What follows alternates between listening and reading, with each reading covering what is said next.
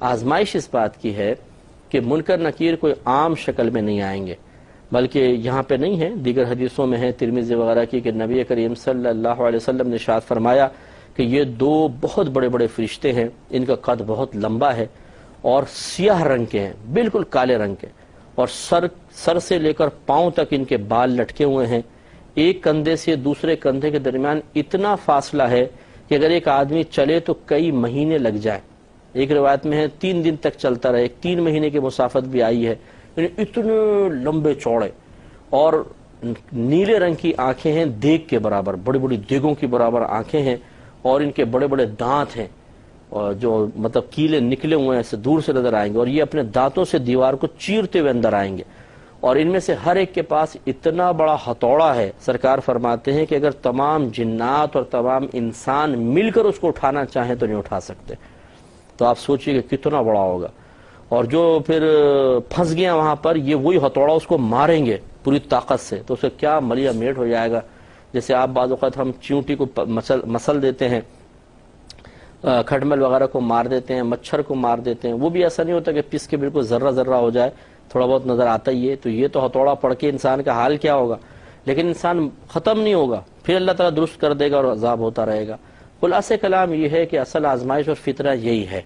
کہ جب منکر نکیر آئیں گے تو ایک تو ویسی انسان اکیلا، گھر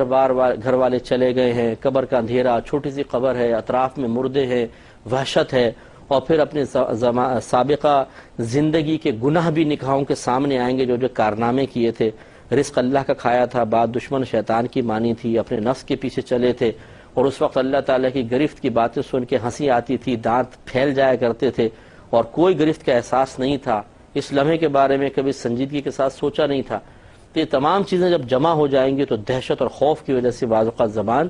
بند ہو جائے گی۔ تو یہ اصل میں سرکار اشارہ فرما رہے ہیں کہ دنیا میں ایسے کام کرو، ایسی تیاری کر لو کہ وہاں پر جا کر زبان نہ لڑکھڑائے یا دہشت کی وجہ سے زبان بند نہ ہو جائے۔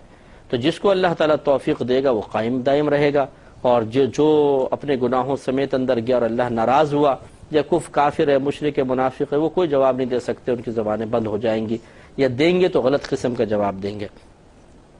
ایک روایت میں ہے کہ جب نبی کریم صلی اللہ علیہ وسلم نے قبر کے فتنے کے بارے میں ارشاد فرمایا، منکر نکیر کی حیت بتائی اور وہاں کی دہشت کا تذکرہ کیا، تو حضرت عمر فاروق رضی اللہ تعالی عنہ نے پوچھا، یا رسول اللہ صلی اللہ علیہ وسلم، کیا اس وقت ہماری عقل سلامت ہوگی؟ یعنی ایسا تو نہیں کہ مخبوط الحواس پاگل سے ہو جائیں گے؟ سرکار نے فرمایا کہ نہیں، تمہاری عقلیں سلامت ہوں گی۔ تو عمر فاروق رضی اللہ تعالی عنہ نے ارشاد فرمایا، بس پھر تو میں سنبھال لوں گا۔ یعنی واقعی ان کو زیبا تھا، اتنی ہمت والے کہ اتنے بڑے عظیم فرشتوں کو دیکھ کر بھی مجھ پہ کوئی دہشت طاری نہیں ہوگی، عقل سلامت ہے، میں سب سنبھال لوں گا۔ تو لیکن آپ کے میرا معاملہ علیحدہ ہے، ہمارے سامنے تو ذرا عام قد سے لمبا شخص آ جائے، 7 فٹ کا آدمی ہمارے سامنے آ جائے، تھوڑا لمبا چوڑا، ہم اسی کو دیکھ کے دہشت میں مبتلا ہو جاتے ہیں۔ وہ عالم چنا صاحب کا شاید انتقال ہو گیا ہے، ہمارے کوئی ایک رشتہ دار تھے، وہ بتا رہے تھے کہ وہ اندرون سندھ گئے، غالباً 7